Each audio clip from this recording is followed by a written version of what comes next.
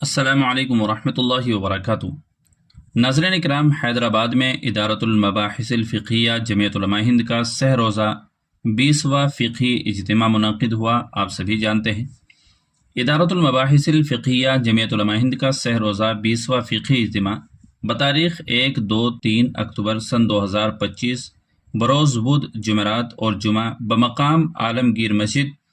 Hi tech city Hyderabad में मुनक़िद हुआ है, जिसमें मुल्क के तमाम बड़े और अहम इदारों के उलमा किराम, मुफ्तियान निज़ाम और अरबाब दारुल इफ्ता वल क़ज़ा शरीक हुए हैं। नाज़रीन किराम, इस इज्तिमा में दौर हाजिर के कुछ मसाइल के ऊपर बहुत ज़्यादा गौर व फिक्र किया गया है और उसमें कुछ तजावीज़ भी पेश की गई हैं और बाकायदा इसको शाये भी किया गया है। सफ़र से मुताल्लिक़ कुछ मसाइल को पेश किया गया है और ऐसे ही आजकल जो कारोबार हैं, ऑनलाइन कारोबार हैं, ट्रेडिंग वगैरह से मुताल्लिक़ है, शेयर मार्केट से मुताल्लिक़ है, म्यूचुअल फंड से मुताल्लिक़ है,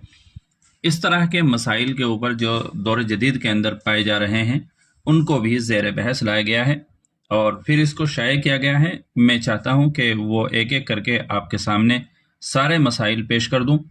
इससे पहले आपसे छोटी सी ये गुजारिश है कि अगर आपने अभी तक हमारा चैनल सब्सक्राइब नहीं किया है तो सब्सक्राइब भी कर लीजिएगा और वीडियो सुनने देखने के बाद दूसरे हजरात तक भी शेयर करने की कोशिश कीजिएगा। तो चलिए देखते हैं कि फिर क्या मसाइल जो हैं जमीयत उलमा हिंद की तरफ से शाये किए गए हैं जो ज़ेर बहस थे। नाज़रीन किराम, इदारतुल मबाहिसिल फ़िक़हिया जमीयत उलमा हिंद के 20वें फ़िक़ही इज्तिमा में सफ़र से मुताल्लिक़ कुछ हल तलब मसाइल के सिलसिले में बहस व तमहीज़ के बाद दर्ज झेल फैसले किए गए हैं। नंबर 1, 3 दिन 3 रात की वो मसाफत जिसको बआसानी मुतवस्सित क़ुव्वत वाला आदमी मोतदिल इलाक़ों में साल के सबसे छोटे दिनों में तमाम ज़रूरियात शरिया व तबिया का लिहाज करते हुए पैदल चलकर या ऊँट की सवारी से तय करता है, वह शरई मसाफत सफ़र है। किलोमीटर के हिसाब से उसकी मिक़दार अक्सर अकाबिर के नज़दीक 77 किलोमीटर 248 मीटर बनती है और यही मिक़दार राजे है। ताहम बाज़ मुफ्तियान किराम की राय के मुताबिक उसकी मसाफत 82 किलोमीटर 296 मीटर या उससे ज़्यादा मिक़दार बनती है। लिहाजा अगर कोई इस राय पर अमल करे तो इसमें भी मुज़ायक़ा नहीं है। नंबर 2, बहरी, बर्री, पहाड़ी और फ़िज़ाई असफ़ार का मेयार भी मसाफत सफ़र के बाब में 3 दिन 3 रात है। अगरचे बर्रो बहर और पहाड़ी इलाक़ों में किलोमीटर के हिसाब से तफावत हो जाता है, लेकिन सहूलत के पेश नज़र हर किस्म के असफ़ार के लिए बर्री मसाफत को ही मेयार बनाना मुनासिब है। अलबत्ता दुश्वार गुजार पहाड़ी ख़ित्तों में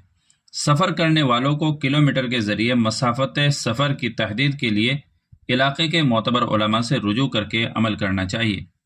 नंबर 3, कोई शहर चाहे जितना बड़ा हो, अगर वो उर्फ़ी और क़ानूनी एतबार से एक शहर माना जाता है तो अगरचे एक जानिब से सफ़र शुरू करने के बाद दूसरी जानिब पहुँचने तक मसाफत सफ़र मुकम्मल हो जाती हो, फिर भी उससे सफ़र शरई का तहक़्क़ुक़ नहीं होगा और क़स्र की रुख़्सत नहीं हासिल होगी। मसाफत शरई की इब्तिदा व इंतहा किसी भी शहर या आबादी की क़ानूनी व उर्फ़ी हुदूद से शुमार होगी, ख़्वाह वो कोई छोटा शहर हो या दिल्ली और बम्बई जैसा बड़ा शहर हो। नंबर 5, अगर 2 या चंद अलग अलग शहरों की आबादी मुत्तसिल हो जाए और देखने में एक ही शहर मालूम होने लगे, जबकि उर्फ़ व क़ानून की निगाह में उनकी अलग अलग हैसियत बाकी हो, तो महज उस ज़ाहिरी इत्तिसाल से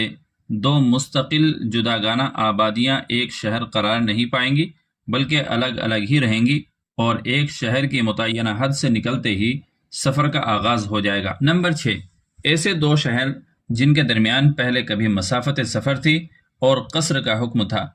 लेकिन आबादी बढ़ जाने के बाद अब उन 2 शहरों के दरमियान मसाफत सफ़र बाकी नहीं रही, तो अब क़स्र का हुक्म भी बाकी नहीं रहेगा। नंबर 7, अगर कोई मुसाफिर बस, ट्रेन वगैरह ज़मीनी सवारियों के ज़रिए अपने वतन असली से बिल इख्तियार या बिला इख्तियार गुज़रे तो उसका सफ़र शरई बातिल हो जाएगा और वह मुकीम हो जाएगा। अलबत्ता अपने वतन असली की फ़िज़ा से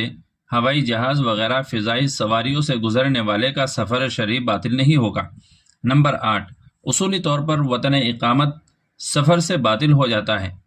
लेकिन मौजूदा दौर में अइम्मा मसाजिद वगैरह की ज़रूरत के पेश नज़र ये कौल इख्तियार किया जा सकता है कि वो जाए मुलाजमत जहाँ इंसान अहल अयाल या साजो सामान के साथ रहता हो और वहाँ वतन बनाए बग़ैर मुस्तकिल क़ियाम की नीयत हो تو ایسا وطن اقامت سفر شرعی سے باطل نہیں ہوگا، لہذا سفر سے واپسی پر اقامت کی اثر نو نیت کرنے کی ضرورت نہیں ہوگی۔ نمبر 9، اگر کوئی اپنے وطن اصلی کے علاوہ دوسرا وطن بنا لے لیکن پہلے وطن اصلی کو بالکلیہ چھوڑنے کا ارادہ نہ کیا ہو تو پہلا وطن اصلی برقرار رہے گا، خواہ اس کی زمین و جائیداد وہاں ہو یا نہ ہو۔ نمبر 10، ایسی بالغ اولاد جو بود و باش یا کسب معاش میں اپنے والد کے تابع نہ ہو، وہ کسی مقام کو وطن بنانے یا وطن اصلی کو ترک کرنے کے سلسلے میں والد کے تابع نہیں ہوگی، بلکہ خود ان کی نیت معتبر ہوگی۔ البتہ وہ بالغ اولاد جو بود و باش اور کسب معاش میں اپنے والد کے تابع ہو کر رہتی ہو، وہ والد کے تابع ہی رہے گی۔ نمبر 11، وہ تمام ممالک جہاں مستقلاً رہائش اختیار کرنا ممکن ہو، وہاں وطن کے طور پر مستقل رہائش کی نیت کر لینے سے شرعاً وہ وطن اصلی بن جائیں گے، چاہے وہاں کی شہریت حاصل نہ ہو۔ نمبر 12، اگر سعودی عربیہ کے کسی شہر میں کوئی شخص مستقل طور پر مقیم ہو، وہ حج تمتع کے لیے سفر کرے اور عمرہ کرنے کے بعد اپنے اس شہر میں واپس آ جائے